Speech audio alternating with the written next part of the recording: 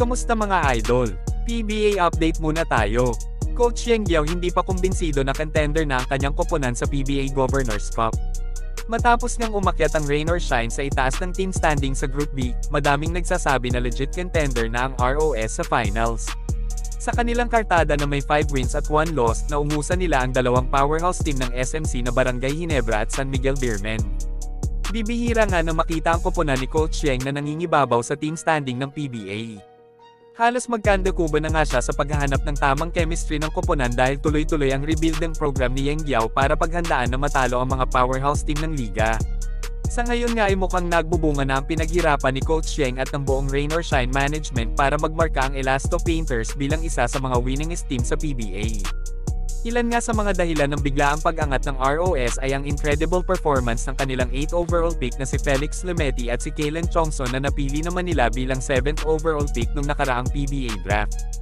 Biruin nyo mga idol, parehong baguhan pa lang ang dalawang manlalaro na ito pero grabe ang kumpiyansa ang binibigay sa kanila ni Coach Yeng Guiao. Alam kasi ni Coach kung gaano kataas ang potensyal ng kanyang mga kinukuhang manlalaro. Kaya naman angat na angat ang laro ni Lemeti at Chongson sa Rain or Shine. Isa pa sa nakakagulat ay ang perfect 4-point free throws na ginawa ni Felix Lemeti na muntik nang magbigay ng panalo sa Elasto Painters laban sa SMB. Halos wala man lang naramdaman na kaba sa dibdib ang 25 years old na si Lemeti habang tumitira sa free throw na nagbigay ng kalamangan sa Rain or Shine.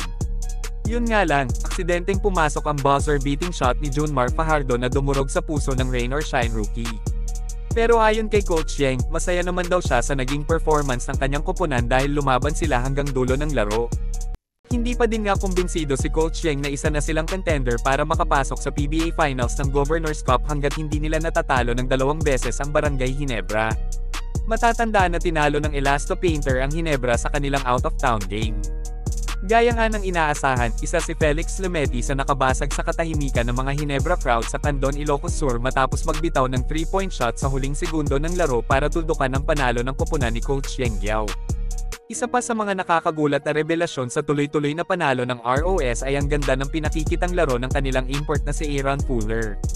Kung ang ibang koponan kagaya ng SMB at Magnolia ay may malaking problema sa pagkuha ng high-scoring import para makahabol sa team standings ng Governors Cup, ang Rain or Shine naman ay kontento na kay Fuller dahil suportado naman siya ng mga local players ni Coach Yeng Guiao.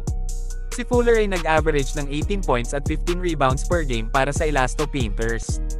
Marahil ay nagtataka na din ang ibang mga PBA fans kung bakit ito nagagawa ng Elasto Painters samantalang wala naman silang star players at super import na pwedeng sandalan para manalo sa Governors Cup.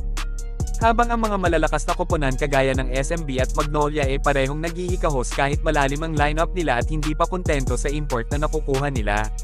Hanggang dito na lang muna mga idol. Maraming salamat sa panonood. Kita-kits ulit tayo sa videos na aking ipapalabas patungkol sa basketball. Kung bago ka pa lang sa channel ko, please consider to subscribe at huwag kalimutan pindutin ang like at notification bell button para updated ka sa videos na aking ipapalabas. Salamat mga idol!